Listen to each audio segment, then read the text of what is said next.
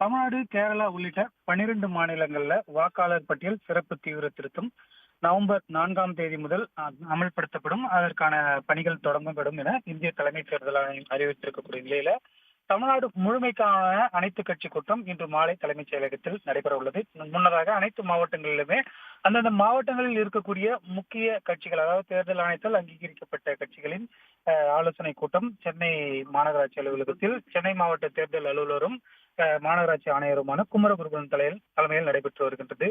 இந்த கூட்டத்தை பொறுத்த வரைக்கும் திமுக, அதிமுக, காங்கிரஸ், பாஜக, இந்திய கம்யூனிஸ்ட், மார்க்சிஸ்ட் கம்யூனிஸ்ட், காங்கிரஸ் உள்ளிட்ட அங்கீகரிக்கப்பட்ட கட்சிகள் பங்கேற்றிருக்காங்க. இந்த கூட்டத்தை பொறுத்த வரைக்கும் அந்த வாக்காளர் பட்டியல் சிறப்பு தீவிர திருத்தத்தை அமல்படுத்துவது குறித்தும் அதனை எவ்வாறு மேற்கொள்ளப்படும் என்பது குறித்து அரசியல் கட்சியினருக்கு விலக்கி கூறப்படும். அதே நேரத்தில் இந்த அமல்படுத்தும் முறை குறித்தும் அரசியல் கட்சிகள் கூறும் கருத்துக்களை ஏற்றுக்கொண்டு இன்று மாலை நடைபெறும் அனைத்து கட்சி கூட்டத்தில் விவாதிக்கப்பட்டு எவ்வாறு அமல்படுத்தப்படும், இதற்கான வழிகாட்டு நெறிமுறைகள் போன்ற பல்வேறு விதிமுறைகளை விரிவாக இன்று மாலை நடைபெறும் கூட்டத்தில் பேசப்படும்.